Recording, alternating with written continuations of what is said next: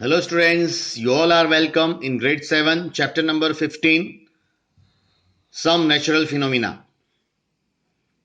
In these lessons, you read about the wind, storm and cyclones. You learn that cyclones can cause a lots of damage to the human life and properties. You also learn that we can protect ourselves from these destructive phenomena to some extent. In this chapter, we shall discuss two other destructive natural phenomena. These are that is lightning and earthquake. So we shall also discuss what steps we can take minimize destruction caused by these phenomena. So students, let's we study in detail. Now the first point, that is lightning. Lightning that you have observed in the sky. You might have seen a spark on the electric pole when wires come loose.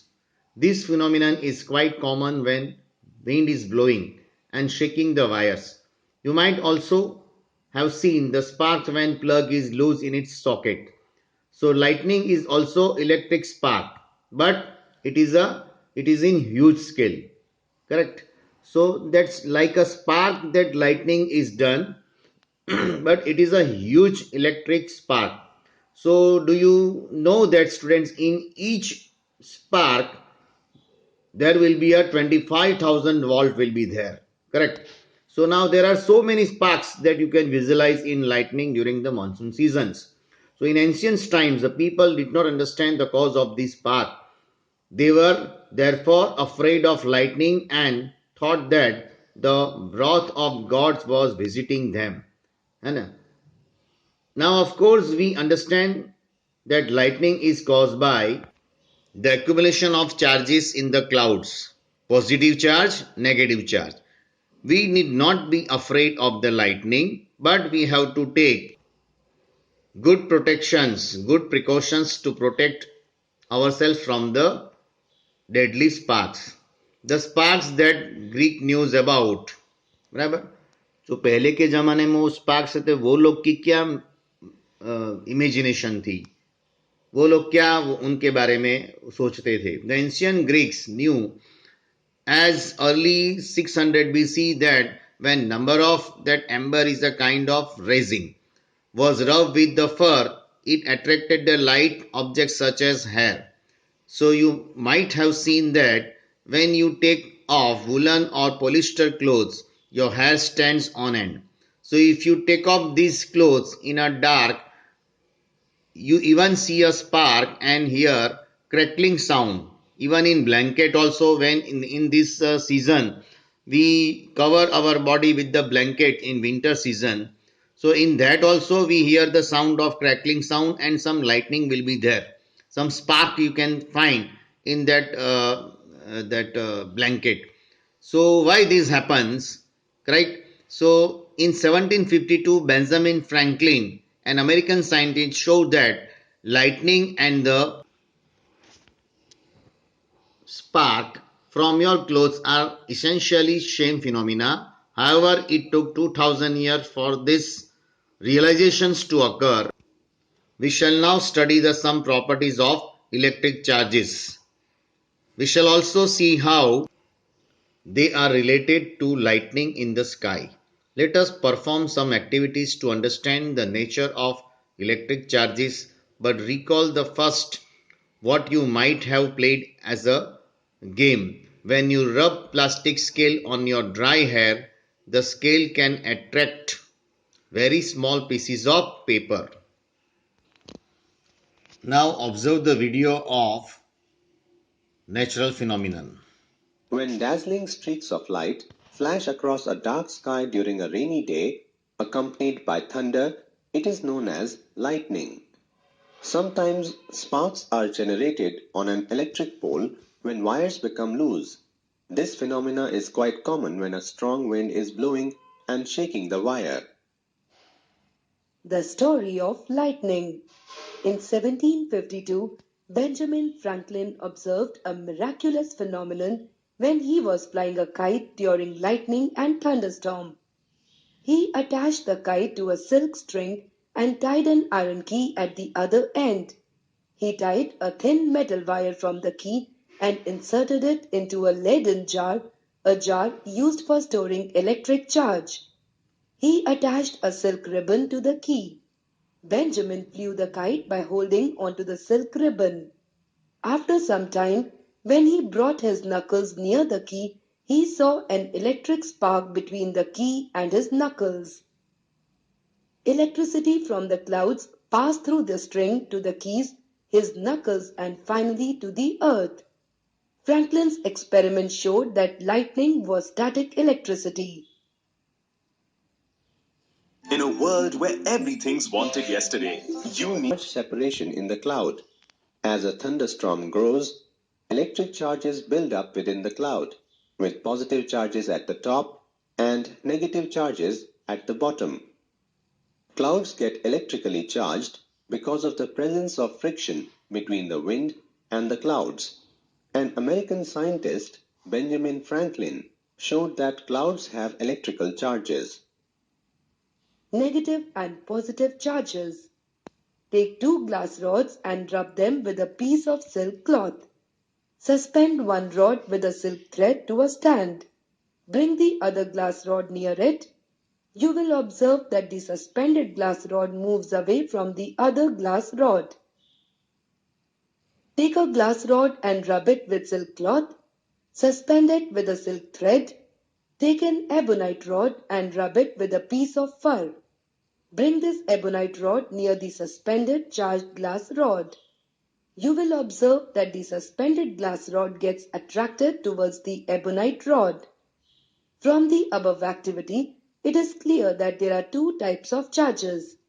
Conventionally, the charge acquired by glass rod when it is rubbed with silk is called positive charge. Thus, the charge acquired by ebonite rod when it is rubbed with fur is called negative charge. When two appropriate substances are rubbed together, the substances get electrified, that is, acquire an electric charge. We can prove this with the help of an activity. Take a comb and rub it on dry hair. Now bring this comb near bits of paper. You will notice that the comb attracts the bits of paper. Now take a glass rod and rub it on silk cloth. Place glass rod against inflated balloon. You will notice that the balloon sticks to the glass rod. So, we can conclude that the effect of rubbing is to produce a type of force which acts from a distance, and this force can attract as well as repel bodies. It is known as electrostatic force. The comb and the glass rod have acquired electric charge. Thus, such bodies are said to be electrically charged. When two appropriate substances are rubbed together, the substances get electrified, that is, acquire an electric charge. We can prove this with the help of an activity. Take a comb and rub it on dry hair. Now bring this comb near bits of paper. You will notice that the comb attracts the bits of paper. So, dear students, just now we have observed the charging by rubbing. Here in our textbook, let's we see. So, activity 15.1, take a used balloon, refill and rub. Take a used ball pen, refill and rub it vigorously with the piece of polythene bag. Bring it close to the small piece of paper. Take care not to touch the rubbed end of the refill with your hand or with a metallic object. Repeat the activity with a small piece of a dry leaf, husk and mustard seeds. Record your observation. When a plastic refill is rubbed with the polythene bag, it acquires a small electric charge. Similarly, when a plastic comb is rubbed with dry hair, it acquires a small charge, and these objects are charged objects. Just now we have seen in that activity. Okay. So in the process of charging the refill and plastic comb, polythene and hair also get charged. So let's try to charge some other objects that are familiar to you. Here you can use this table, activity number 15.2. Collect the objects and material listed in the table. Try to charge by rubbing with the materials mentioned in the tables. record your findings. You can add some more items to the table. Now you fill this table and you can collect me, you can submit me this table in your notebook, this activity, right? These activity that you can do, and finding your result you write down and then submit me in our this science fair book. So I will consider as a activity. Okay students, so you have to attend this table. You write down whatever you observe. Okay, आपको जो आपको लगता है वो आप जो आप लिख सकते हो, राइट? तो आपको ये एक्टिविटी करना है, right, in the form of that science enrichment activity. So take the objects that is rubbed, refill आपके पास है, राइट? बॉल पेन भी आपके पास है, इरेजर भी है, स्टील स्पून भी आपके पास है घर में. चलो, मटेरियल यूज फॉर रबिंग, उसके लिए आप पॉलीथीन है आपके पास है, वुलन क्लोथ भी, स्वेटर है अभी तो है आपके पास, पॉलीथीन वो पड़ी है, वो बैग प्लास्टिक की वो भी है, वुलन क्लोथ भी है, ड्राई हेयर आपके है, करेक्ट, वुल वो भी है, स्वेटर, राइट राइट, पॉलीथीन भी है और वुलन क्लोथ भी है.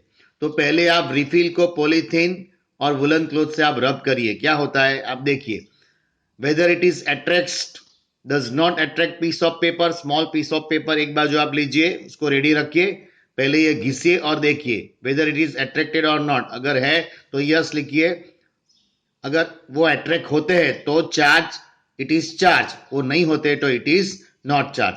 इतना आपको करना है, कर सकोगे बच्चों? So you can do this activity by yourself. You fill it and write down in my book and submit me this activity. Okay, so you can write down in my science book only and submit me that activity. So it is science enrichment activity. So from this activity we can conclude that we will select some objects from the table 15.1 for the next activity. This activity also you can do. 15.3, inflate two balloons, hang them in such a way that they do not touch each other, rub both the balloons with the woolen cloth and release them. What do you observe?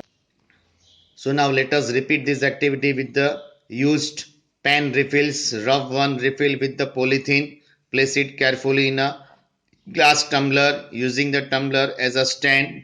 Now you do this all activity by yourself, right? Which is act as a science enrichment activity. I am again and again tell you it has 20 marks, 15 marks. Your this Google form is 20 marks. Don't lose that Google form. All the Google form that you have to submit to me, remember, otherwise you will lose your marks. This is refill activity, interaction between the like charges. Like charges means same charge. There are two types of charge, positive charge and negative charge.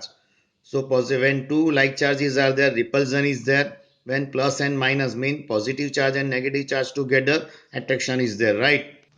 So rub the other refill also with the polythene. Bring it close to the charge refill. Be careful not to touch the charge and with your hands. Is there any effect on the refill in the tumbler? Do the two attract to each other or repel to each other? In this activity we have brought close together the charge objects that we were made of the same material. Right? What happen if two charge made say charge objects made different materials are brought close to each other?